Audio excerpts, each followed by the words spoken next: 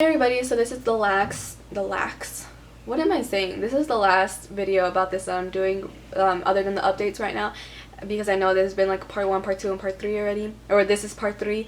Like I said, I wanted to split them up so I could get them up faster and easier, because if I put them in my camera and it's like even more than 10 minutes, it will literally take like 2 hours. So to start off, in December, I'm backtracking all the way to December because this has a lot to do with it.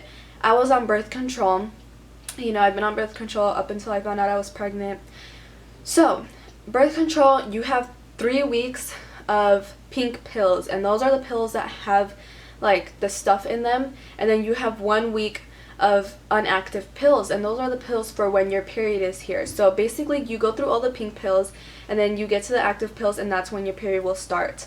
Mine didn't work that way in December. It's always worked that way, and in December I got my period on the 6th and not on the last week of December.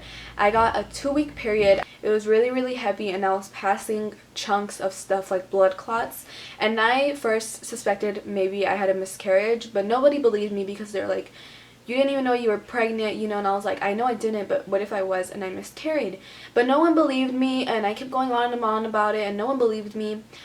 Then a month later, about 2 weeks ago, I went to urgent care for severe stomach and back pain, and I get there and they send me to the hospital because they saw that my pregnancy test was positive, which I was like, what the heck? So they sent me to the hospital because I was having really bad stomach pain. So they take my blood, they do all that stuff, they gave me an ultrasound, and when they gave me the ultrasound, everything was clean. There was no baby, no sac, no placenta, like it was all clean. There was nothing in there.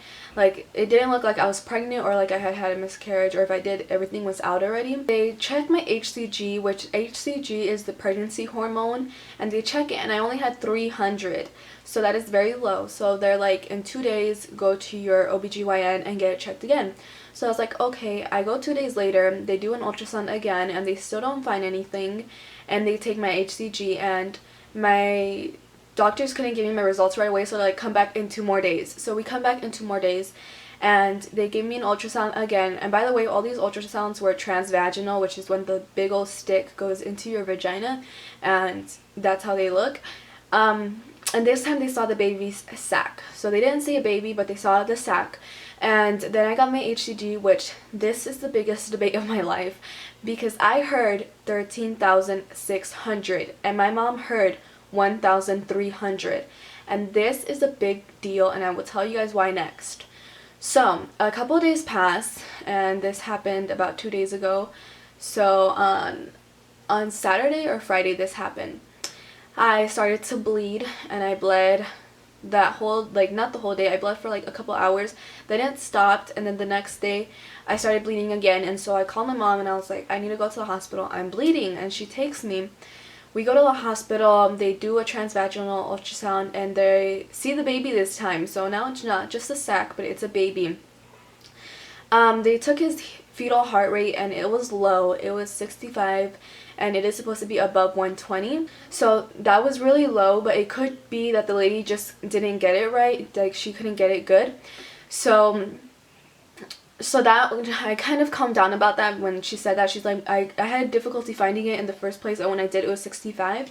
So it could have just been her like having a hard time finding it, or he could have a really low heart rate. So we get my HCG levels back because they took my blood again, and this time it was 5,300. So this is where the debate comes in, because if I heard wrong and it's actually, and my HCG was actually 1,300, then 5,000 is good, then that means I'm going up. But if I heard correctly and my HCG was 13,600, then my HCG is going down, which means that I am most likely going to miscarry. So the doctor was like, make an appointment in your OBGYN, and this was right before the weekend started, so we've had to wait this whole weekend. I'm sorry, I'm just so frustrated with this.